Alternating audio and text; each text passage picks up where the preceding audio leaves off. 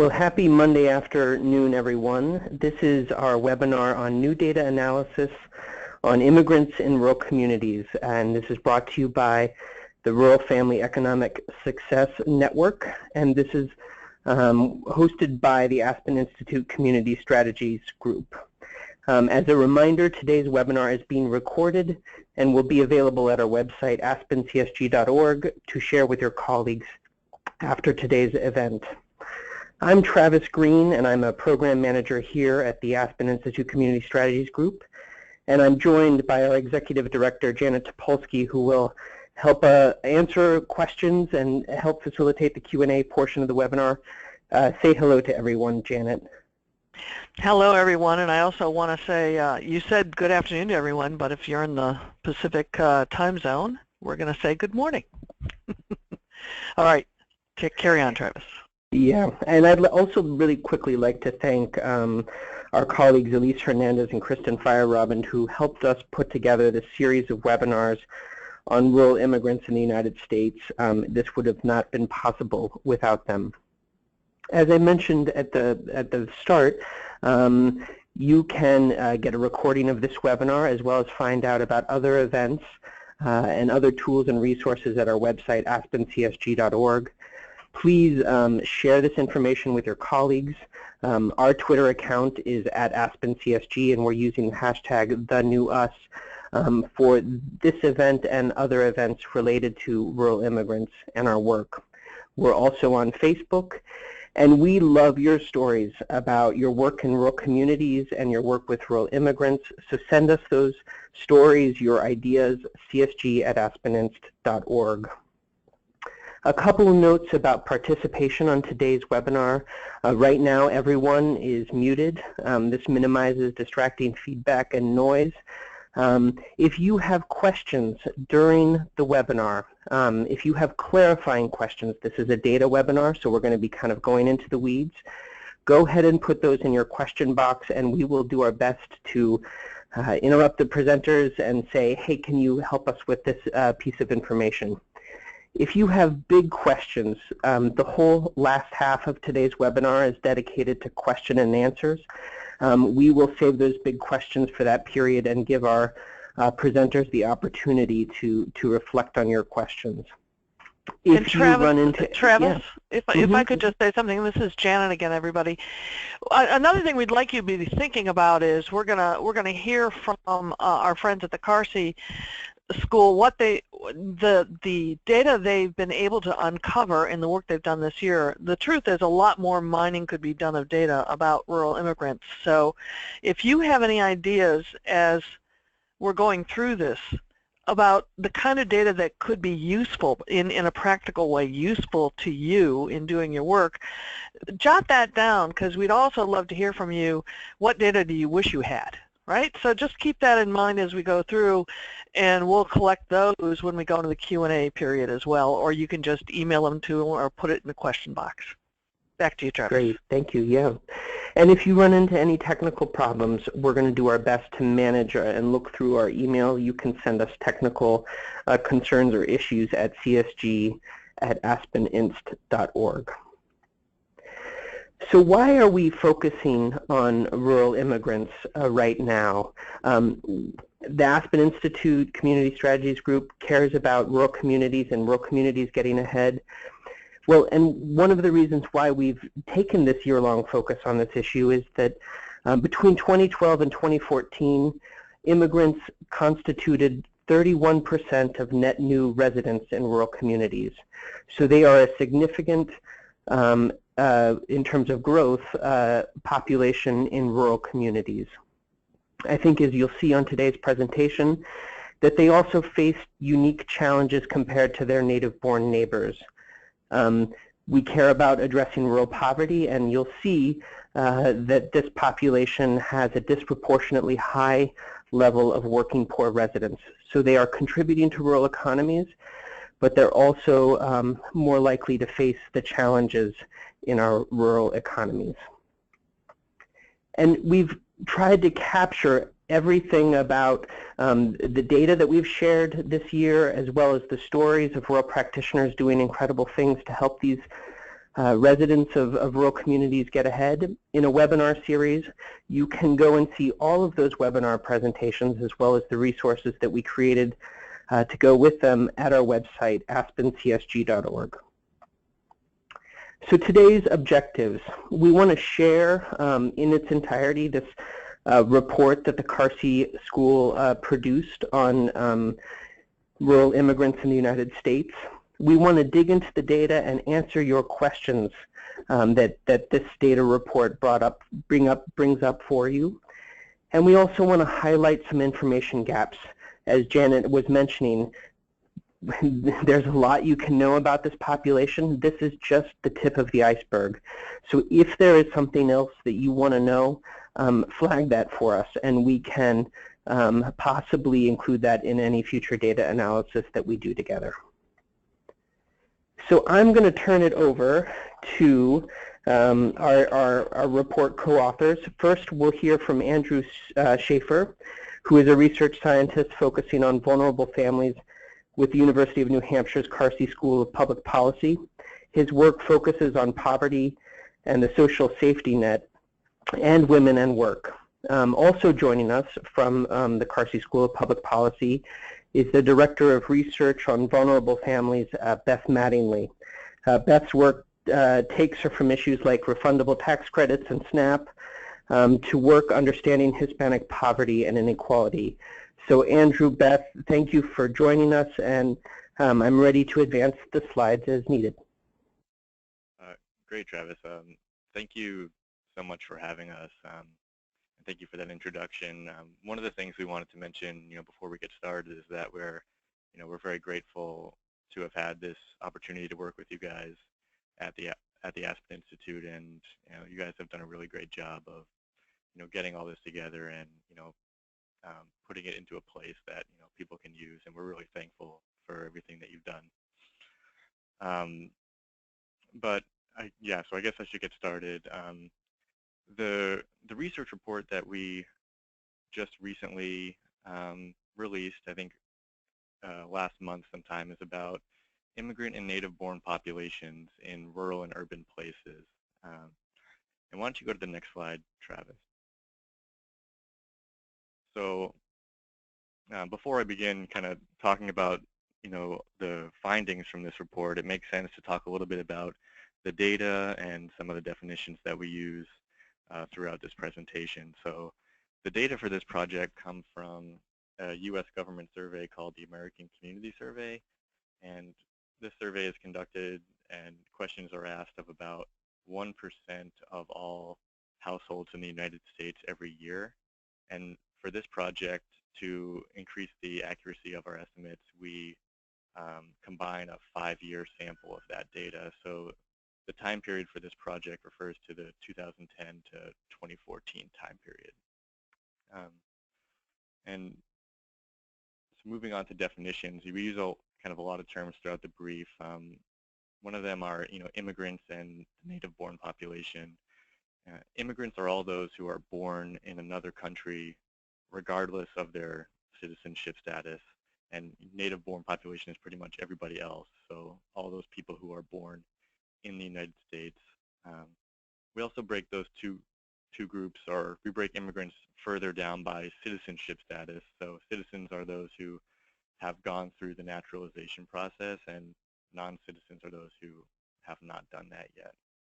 And lastly, we talk about rural and urban places throughout the presentation, and we use the Office of Management and Budget's definitions of metropolitan areas to define rural and urban. And basically the way that works, it's really the only way to do rural and urban analysis within the American Community Survey. But basically, we're defining urban places as those, or people living in urban places are those who live within a metropolitan statistical area, and people living in rural places are everybody else. And so what does that mean? So that's a lot of terms and definitions, and so just to give you a little bit of context, about 1.6 million rural residents are immigrants, and that makes up about 5% of the rural population. about just over half of those are non-citizens, so 57% of those are non-citizens. And we can compare that to immigrants in urban places. So about 40.5 million immigrants live in urban places, which make up about 17% of the population. And the citizen, non-citizen breakdown in those places is about 50-50. So I think we can move forward to the next slide. So this slide,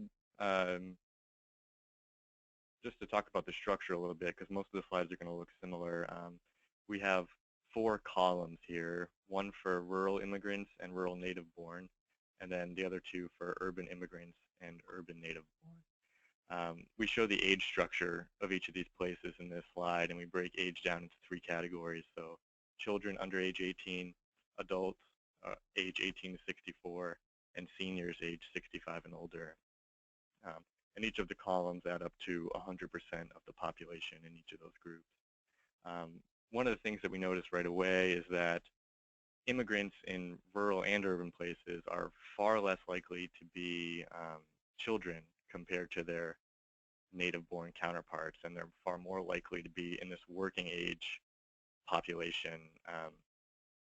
And in rural places, rural immigrants are less likely to be seniors than their native-born counterparts. And I think these age structure differences are relatively important when you're thinking about, the labor force and even other kind of vulnerable populations like seniors and children. But we'll talk more about, why that's important a little bit later on. So let's move to the next slide. This slide shows, it has the same structure as the previous one, but in this one we look at racial, ethnic differences between each of these populations. And we notice right away that the immigrant population in both rural and urban places is far more racial, ethnically diverse. So we can see that just about half of rural immigrants are, or just a little bit over half of rural immigrants are Hispanic, compared to just 6% of the native-born rural population. Immigrants are also, much more racially diverse too, in that they're more likely to be Asian as well. One of the things that's kind of important to keep in mind from this slide, or one of the differences that emerged from our research, is that rural immigrants are more likely than urban immigrants to be from or identify as Hispanic, and urban immigrants are more likely to identify as Asian. Moving on to the next slide, we see this one shows marital and fertility status, and we break these groups down, adults in these groups down, into 4 categories. So adults that are married without children, married with children, single without children, and then single with children. And the thing that I want to point out here is that rural immigrant adults are more likely to live in families with children, or are more likely to have children of their own, than the native-born rural population. And if you're thinking about the age structure slide that I showed earlier, you might remember that rural immigrants are less likely to be children, so it seems odd that rural immigrants on this slide here would be more likely, or rural immigrant adults would be more likely to live in families with children. And the reason for that is definitional, that when we looked at the age structure slide, some of those rural immigrant adults definitely have children, but many of them were born in this country, so they actually would be classified as native-born, as the native-born population for these analyses. Moving on to the next slide. And so this slide shows English language ability of we're just looking at the immigrant population here, and we break them down, we break rural and urban places down not by immigrant and native-born, but by non-citizens and citizens. And we break English language ability down into 3 different categories. So The red bar are those who speak English well. The purple bar are those who speak English but not well, and the yellow bar are those who do not speak English at all. And we see a citizen-non-citizen discrepancy here where just about 16% of rural immigrants who are not citizens don't speak English at all, compared to 2.5% of rural immigrants who are citizens. And this can be particularly problematic for people, service providers in particular, who are looking to access and provide services for this particularly vulnerable population of non-citizens immigrants in rural places. Moving on to the next slide. This slide shows educational attainment, and we break educational attainment down into 4 categories. So less than high school, those with a high school degree or equivalent, those with some college, and those who have a bachelor's degree or more. And the major discrepancy between rural immigrants and rural native-born shown in this slide is that rural immigrants are far more likely to have less than a high school degree than their native-born counterparts. Almost 40% of rural immigrants fall into that group, compared to just 14.4% of the rural native-born population. So the immigrant population in rural places seemingly has a lot less of formal education than their native-born counterparts, and we think that this is probably an area where increased focus is probably necessary to, or it's at least an area of opportunity where if this population, this less educated, mostly working age population, can be mobilized in some way and trained in some way, that can actually see a lot of benefits in rural communities. I'm going to turn over now to my colleague Beth Mattingly, who's going to start with the discussion of the labor force participation. Thank you, Andrew. I'm going to continue where Andrew left off, and this slide follows the structure that you've become accustomed to, comparing rural and urban immigrants to native-born populations. Here we show the labor force participation status by nativity. So the big thing I want to draw your attention to is the large segment of rural populations who are not in the labor force. And this is sort of a technical term from the Bureau of Labor Statistics, but basically those who are not in the labor force are not working and are not seeking for work. So if that bar just below, the light, very palest purple, is the unemployed. Those are people who are not working but are actively looking for a job. And we get the question a lot about what about work that's under the table, off the books type of work. And theoretically, this survey asks about all work engagement, even if it is not in the formal economy. However, we do have reason to believe that people may be less likely to report that. We really can't get at it with these data. But we did want to highlight that big chunk of immigrants in rural America, especially, and actually native-born rural Americans, who are not working and not seeking work. It's for another day to consider why they're not working. Certainly some may be taking care of children or elders, some may be disabled, some may be retired, and we can certainly tease that out. But for now, I just wanted to draw that to your attention. Next slide, please. One of the things we wanted to do, though, is to see what are people doing? How do the jobs and the industries differ across rural and urban America and between immigrants and native-born? And one of the things that's really interesting, when I think about rural immigrants, I think of them doing work related to agriculture. These are the types of jobs I generally assume that they are doing. But as you see, as we've outlined in that red box, both crop and animal production account for only about 10% of rural immigrants' jobs. So that's really interesting to me, that almost 9 out of 10 rural immigrant workers are not working in those industries. They're doing something else. And on this slide, we pulled out the top 5 occupations in each place type.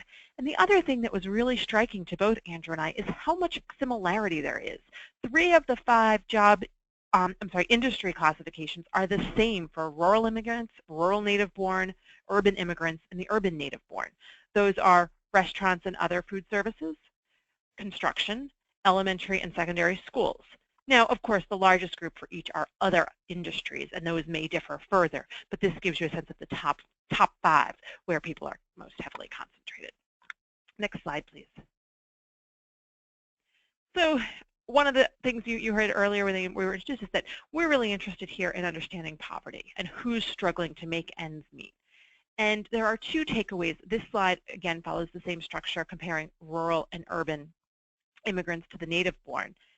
And what we really see here are 2 things. Immigrants have higher poverty across all categories than their native-born counterparts.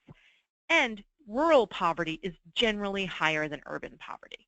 And now, this is partially artifact of how we define rural and urban, because a lot of those suburbs are lumped in with urban places. But it does give you a sense that rural poverty is high, particularly if you're in an immigrant group. Next slide, please. Now, Beth, if I can interrupt, I've got a couple questions from David Henkel. If you can go back to the occupational slide, Travis, could you go back to that one? David's asking, does rural immigrant occupational status include those who live in rural space but work in urban space? Yes. So it does include those who live rural but work urban? Yes, this is based on where you live. It is not based on where you work. So if I'm being asked the question, all that matters is I live in rural. It doesn't say and is your job in the same rural place, or it could be in an urban place. And then Diana Anderson in Minnesota is asking, does crop and animal production include food processing? Because most immigrant in their region, and I know the region, this is southwest Minnesota, multiple counties, they have a lot of food processing. So most immigrant labor there works in food processing, post-production in the processing. So would that include that? I believe so, but I would have to double check. Okay, so that's something, Diana, we'd have to double check that. And one other question Janet? Yeah? Diana, if you want to send me an email, my email address will be up at the end of the slide. I'm happy to get back to you later in the day. And then going back to the educational attainment, sorry, Travis, if you could go back to that one, on educational attainment. David Henkel has a question. Do we know the % of educational attainment that's in the U.S. institutions versus foreign country institutions? We do not know. Yeah, because as he points out, that's not just a matter of attainment, but also socialization. So, sure. Yeah. So no, we don't know. So all they did was report what their level of educational attainment was, not where they got it. Right. They actually report years of education, and we collapsed it. And one more question on related to rural poverty. So you can go back to the poverty slide. Thanks, Travis. Is rural poverty defined by income alone, or is it assets? This poverty is based on the U.S. official poverty measure. So it's pre-tax cash income compared to the official poverty threshold. So it is an income-based poverty measure alone. Okay, great. Thanks.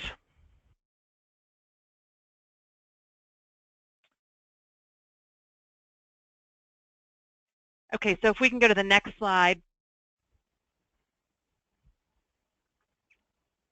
The key takeaways then are that rural immigrants differ from native-born in terms of their age, their family structure, their race, ethnicity, and educational attainment. And I just want to say something from other work that I've done comparing Hispanic poverty to white poverty to black poverty over the past 3 decades. One of our key takeaways is that the gap between Hispanic and white poverty is largely explained by these characteristics, by differences not so much in age, but in family structure and in educational attainment, and also in English language proficiency. We see that only about 1 in 10 rural immigrants speak English well. Labor force patterns are more similar, and there's surprisingly, the most striking thing to me was how little variation there was in industry. Now, of course, this is an industry look, and if we were to drill down to occupation, it's very likely that people are doing different types of things within those industries, but it was still surprising that there was that similarity. And findings related to the working poor suggest that economic stability is out of reach for many rural immigrants, that even if they're working, there are still pretty high poverty rates. Next slide, please. So in this research, we did a broad brush look across the United States at rural immigrants and how they fare compared to their native-born counterparts. And in some cases, we drill down further to look at how rural citizen immigrants compare to rural non-citizen immigrants and to their urban counterparts. However, this really does leave several questions for further research that we may undertake or someone else may choose to do. Some of these questions can get to some of the whys of the differences. So one of the things we can certainly look at is doing some multivariate analyses, some more formal modeling to see net of other characteristics, what explains some of the differences that we're seeing. Then how do the outcomes that vary here across the nation look different when we consider year of entry to the United States, the region or country that people are coming from, English language proficiency, and so forth? How do these findings vary by region within the U.S. or within individual states? And particularly, we know that there are some traditional destination places for Hispanic immigrants. There are some new destinations, and some of my colleagues are even breaking down those new destinations into mature new destinations, places that became destinations earlier but still relatively recently, and emerging new destinations, places where we're seeing a lot of immigrants settle now that haven't been traditional gateways. And then who are the non-workers? How do they differ from the working population? Some of it's going to be explained by retirement, but we know that the working age adult population is quite large in the rural Hispanic group. So what's going on there? Are they parents of young children? Are they people who maybe gave up on looking for work? Are they people who are disabled? Trying to explain that population a bit more. So we're going to stop there. We welcome your questions and look forward to the discussion. Let me ask you something. Well, first of all, we do have one of our participants, Thomas Hertz, has reported that food processing, and Diana, I hope you're listening, food processing is a manufacturing sub-industry, and it's not counted in crops and livestock. So there's your answer, Beth, just so you know. Okay, great. We have quite a knowledgeable group answering. And the other thing I just wanted, before we ask for other questions, and please start putting questions or ideas for data that you think would be helpful.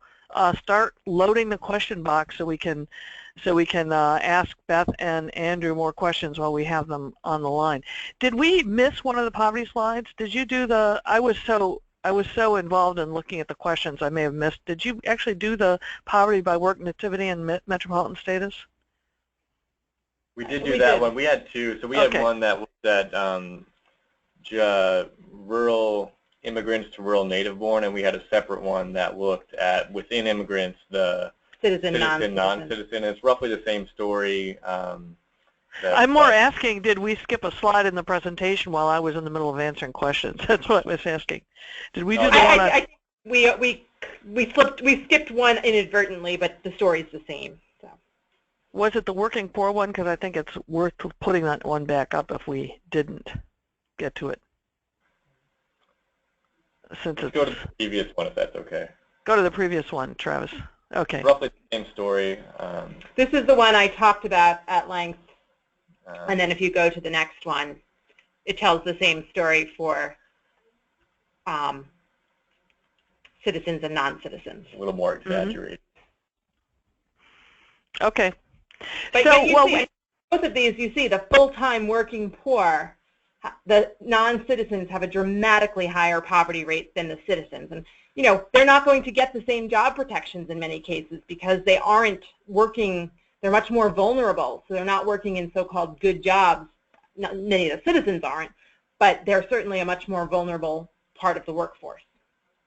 But whether it's citizens or non-citizens, if you're an immigrant in rural, there are many more immigrants that are full-time working poor than there are native-born, and that's true in urban as well. It's just true. There aren't many more. There's a much higher rate. Yeah. Okay. Yeah. Sorry about that.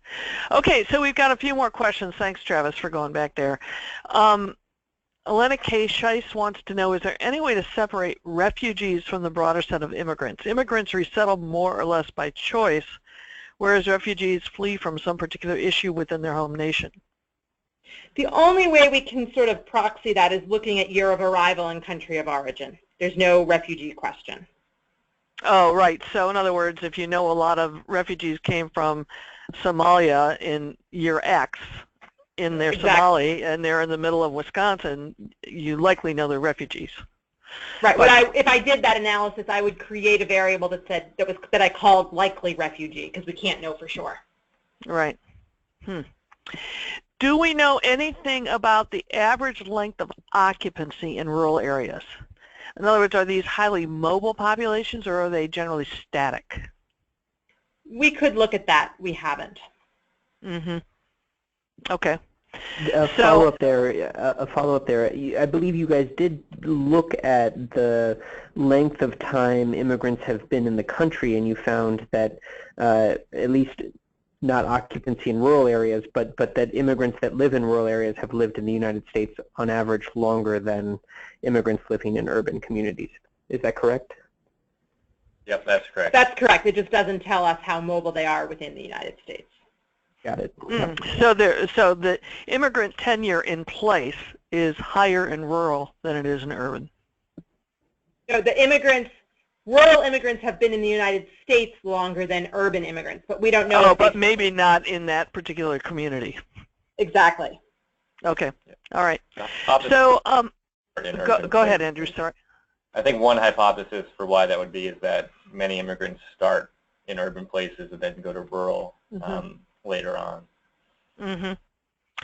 So Neil Flora, a longtime rural action hero and research hero, who's probably in Iowa today, but she could be anywhere in the world, is questioning, have you analyzed employment status by gender?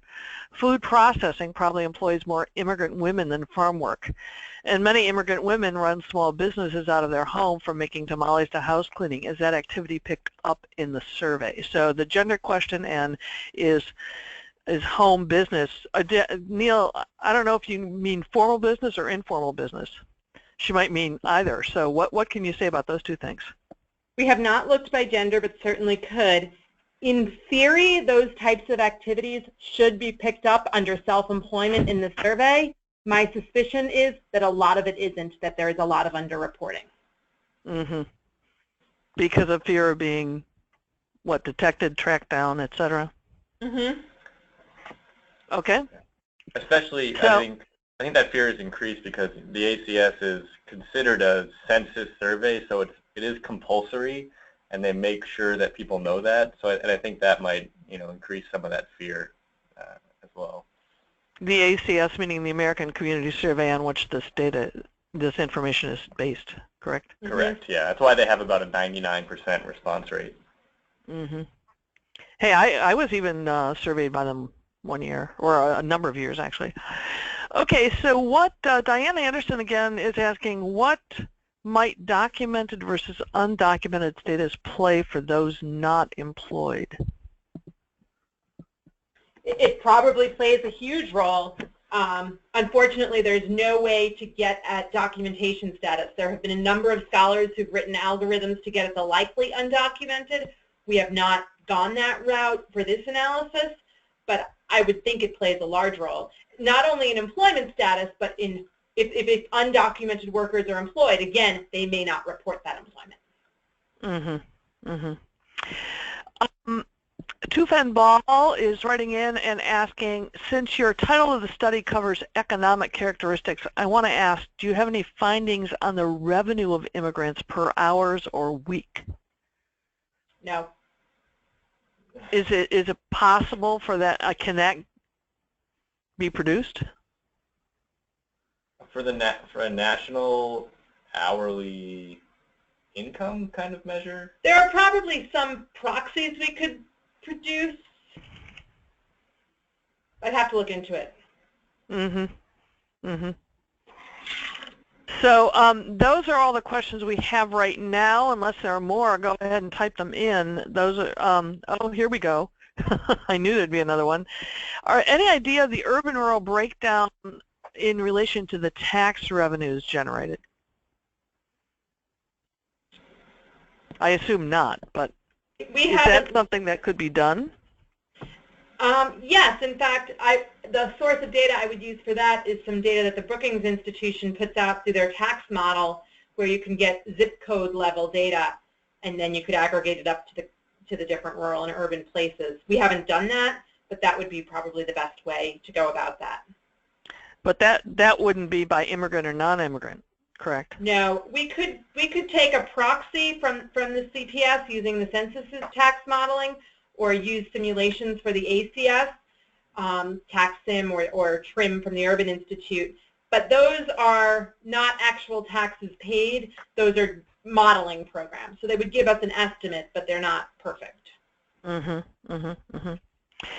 So other questions, please type them in. There are a lot of you on the webinar, and you must be thinking something. So we'd be really interested in any questions you have or any ideas you want to offer for data that would be of practical use to you in doing work in your communities. We've got another, I think, Travis, did you have a question? Yeah, I actually had a couple of clarifications. I just wanted to reflect back on the English language ability by metropolitan status that you all collected.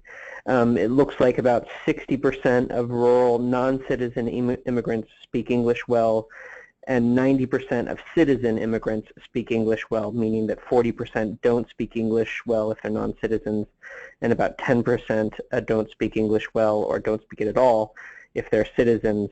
And kind of related, Beth, to the work that you've been doing, I know you've historically focused a lot on Hispanic populations, and I know that this is not a one-to-one group at all. But you were saying in your presentation that some of the things that may have been leading to poverty for or causing poverty for immigrant populations, you see a lot of similarities to the Hispanic population you've been studying in rural places. Can you elaborate on that, and then also perhaps talk a little bit about what that's meant for policies in addressing Hispanic poverty, and if there's things that we can learn perhaps for immigrant populations? Sure. Well, the piece that I'm talking about was not a rural immigrant piece. It was looking at Hispanic relative to blacks and for this relative to whites. And there are a couple of stories that come out of that research, which I've done with a gentleman named Juan Pedroza at Stanford University. The first is that Hispanic poverty has remained relatively constant overall since about 1980, whereas black poverty has come down. So the relative position of Hispanics relative to whites is about the same, but relative to blacks is much worse. Much closer. When we looked at why there was still a gap between Hispanic and white poverty, what factors account for that gap, place did not come up as one of the main drivers. Things like citizenship, English language proficiency, education, and family size to a lesser extent were the biggest drivers of that difference in poverty rates. So from a policy perspective, this really, there are two things that are very malleable: English language proficiency and education. Those are things that we have the ability to change pretty easily with some policies that make things more accessible for immigrants. Thanks. We've got a couple more questions in here. Miriam Kana, I'm not sure how she pronounces it, wanted to know if you have any idea what the average age of the under 18 group is in each of the four groups. We could figure that, but we don't know. We haven't looked. You could figure it out, but you don't know. Miriam, it would be really interesting if you would type in why that's important to you. I'd be curious to know. So if you want to come back in the question box and let us know why you thought that might be relevant. I can think of a few reasons why it might be, but we'd love to hear from you. Okay, we have a question then from Cheryl Glazer, also in Minnesota. Is there any comparison of degree completion or educational attainment in rural areas in general against the education attainment of the immigrant population in rural areas? Sure. Can you ask that again? So basically comparing. So Yeah. the overall rural educational attainment rate. So I'll read the exact question. Is there any comparison of degree completion or educational attainment in rural areas in general against the education attainment of the immigrant population? And Cheryl, I'm not sure if you mean immigrant population in rural areas or immigrant population overall. That might be helpful. But this is the slide that has most of the data that you have so far, correct? The one that's on the screen? Yes, this is pretty much what we have. We could do some more depending on what specifically people are interested in. But what I can speak to is that rural and urban places have pretty strongly different educational structures where, urban places are, the people in those places are much more likely to have a college degree, and in rural places in general, they're much less likely to have that much education.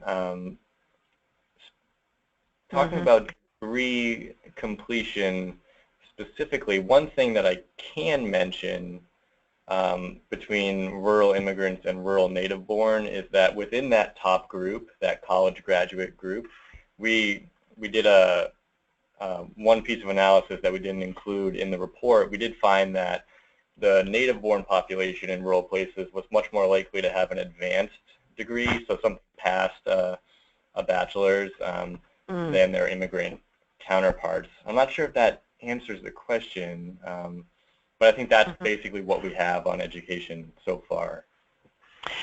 She says, she wrote in again, she said, I was wondering how much the educational attainment differs between rural native and rural immigrant. So that, I mean, that's on the slide, between rural native and rural immigrant. I have to, just while we're on that, I have to say, when I did see this data, I was actually most surprised that the degree completion was almost identical between immigrant and native-born in rural places. In other words, the college graduate was almost identical, 18 versus 18.6, although you're now telling me that some of those, that we're not seeing the advanced degrees there. But even so, that was actually pretty striking to me. There's also big differences in some college, and some college would include 2-year degrees. Right. Oh, so there are a lot more native-borns that have some college, which would be 2-year degrees. But anyway, that was it was just interesting to me. Anyone who, they may have 3 years of college. Yeah. Okay. Okay, so now we have a question back to the Miriam, who asked about the what was the average age of the people under 18. She said she was wondering this because she'd like to know the proportion of families in each group with young children under 5. So I can understand why you would want to know that for early learning programs and things like that. So thanks for clarifying that. I don't think, but we don't know anything about that at this point. Let's see. So let me ask, Alfred Garshong is asking, do we have any idea of the breakdown by race in the top 5 industries that seem to show similar employment rates among both immigrants and native-borns? So let me read that again. Do we have any idea of the breakdown by race in the top, I assume he means by employee, in the top 5 industries that seem to show similar employment rates among both immigrants and native-born? I think it's just too hard to get at that. I think it's too specific of a question based on the sample size that we have, which is, that's the major hurdle we have in all of our analysis, is how can we ask a specific enough question that we're comfortable giving, we're comfortable presenting data on. And I think that's just one that's, the sample size is a bit too small. And Alfred, it would be interesting if you would just type in why that's of interest to you. I'd be curious what you think the implications of knowing that would mean to you. David Henkel is back asking, do we have infant mortality statistics for these populations? They exist. We haven't analyzed them. Okay, so they do exist, but they're not included in this analysis. Let's see. Oh, go ahead, Travis. Yeah, I see that we're going to be transitioning to closing thoughts. Not so much time, but I'm curious. We have a lot of folks on the call that are practitioners. These are folks that are working with immigrant populations, perhaps, or working with their populations in rural areas. This is a national study, and I think what you guys have unearthed is a lot of variation, that there's value in understanding your local immigrant population. And I'm, as researchers, I'm wondering, what would you advise a local practitioner working in a state like Minnesota? We have a lot of folks from Minnesota on the call. that if they want to get to know who are the immigrants in their place, what are the couple steps that they should take to learn a little bit more about their immigrant population and their specific needs, recognizing that those are probably different for every state in the country? How do practitioners kind of start to dig into their local data? I mean, I think the starting point would be the Census Bureau's website, looking at their area, and American Fact Finder is a really useful tool. For some questions, they probably need to partner with a researcher. They could certainly email us for questions. Because part of this is that we've learned from practitioners that have done a kind of a great job of digesting this, is that there's a research step, right?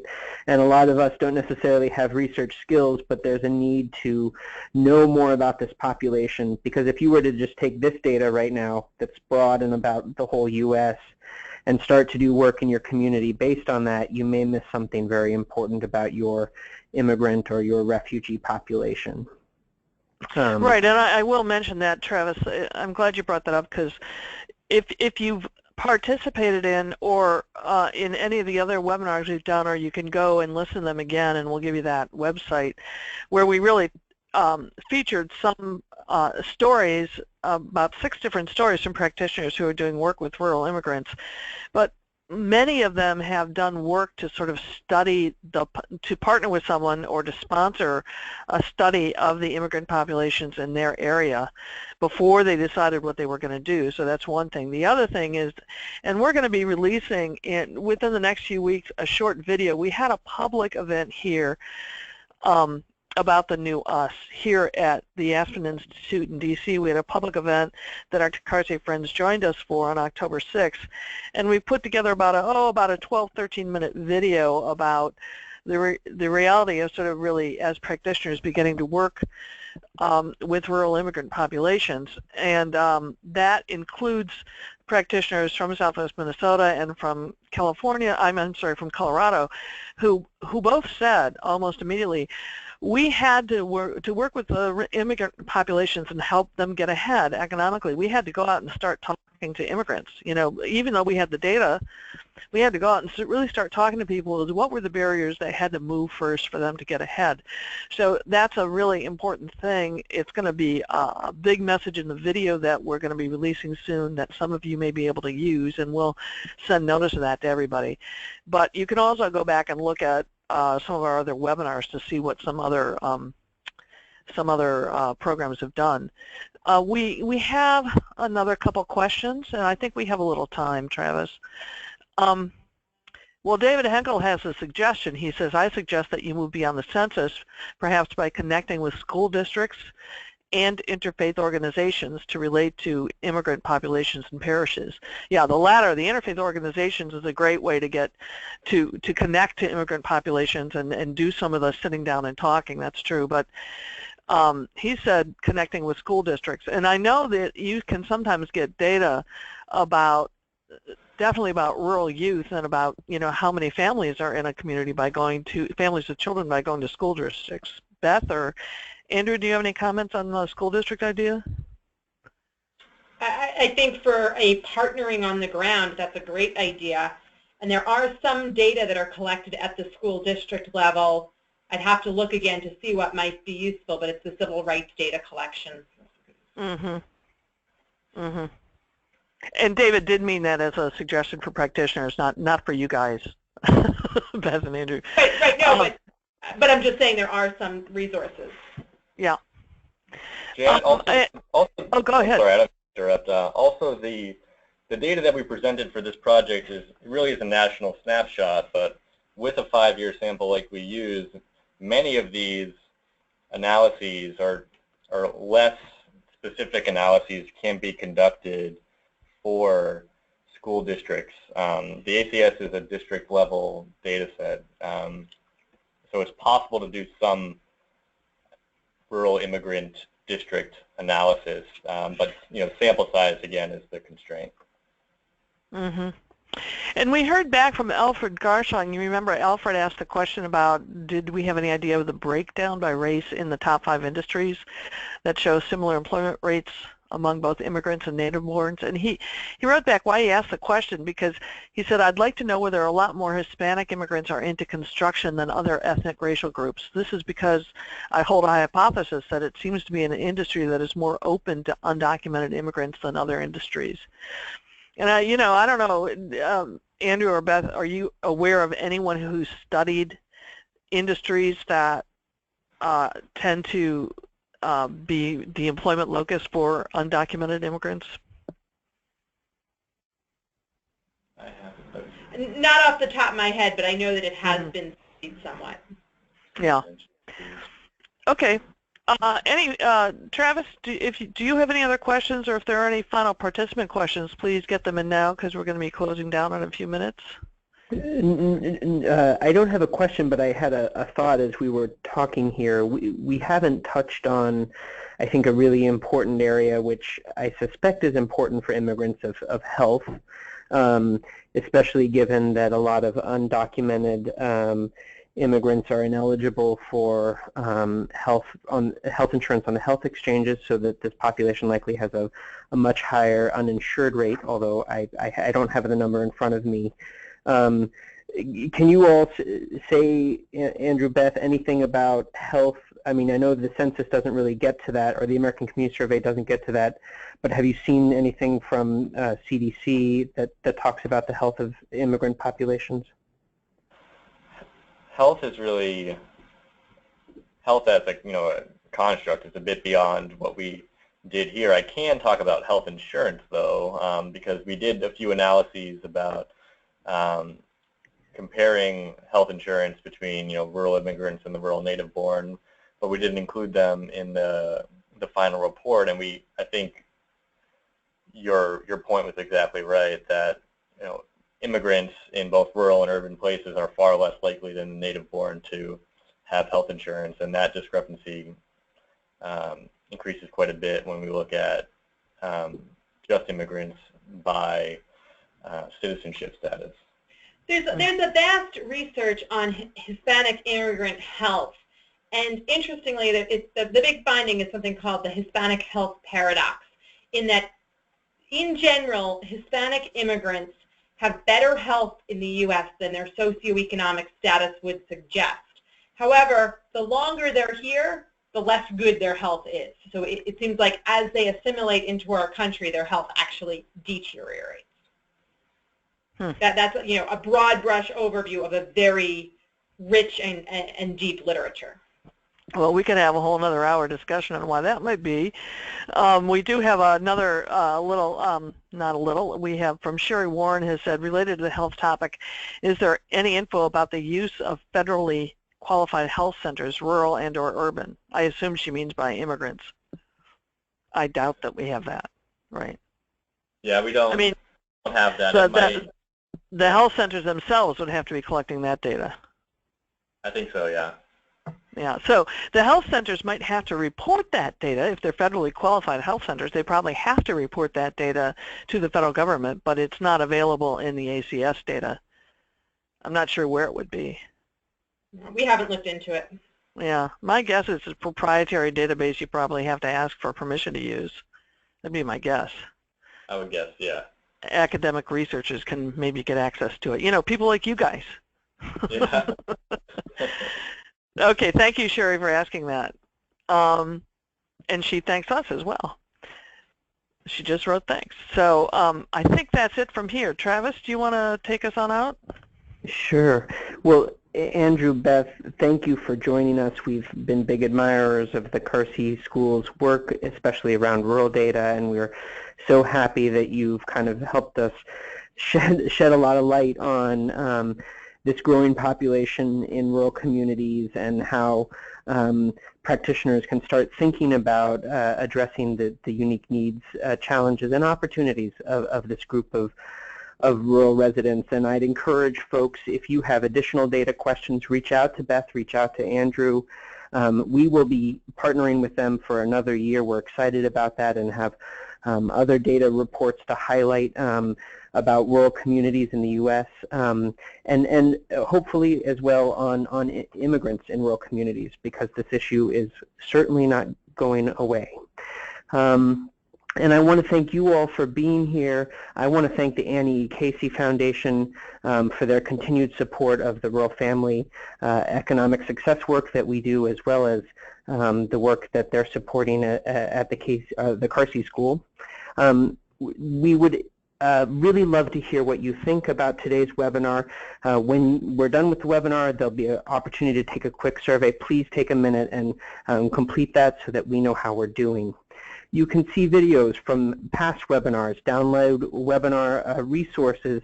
A video of this webinar will be posted there shortly on our website, aspencsg.org. You can also see future events, and we will also be highlighting the Carsey School's future data reports about rural communities. Share this information with your colleagues. Our Twitter account is @AspenCSG, hashtag the new us. If you tweet, we'll retweet you. We're also on Facebook. And as always, we're interested and we want to hear about what's going on and what's working in rural America. Please send us your stories about working in rural communities. Send us your stories about working with rural immigrants. Send that all to our email address, csg@aspeninst.org. Again, Andrew, Beth, thank you for joining us. Janet, thank you for joining us. And to all of you, thank you for joining us. Have a great week and a happy Thanksgiving. And thanks to the active questioners. Carry on.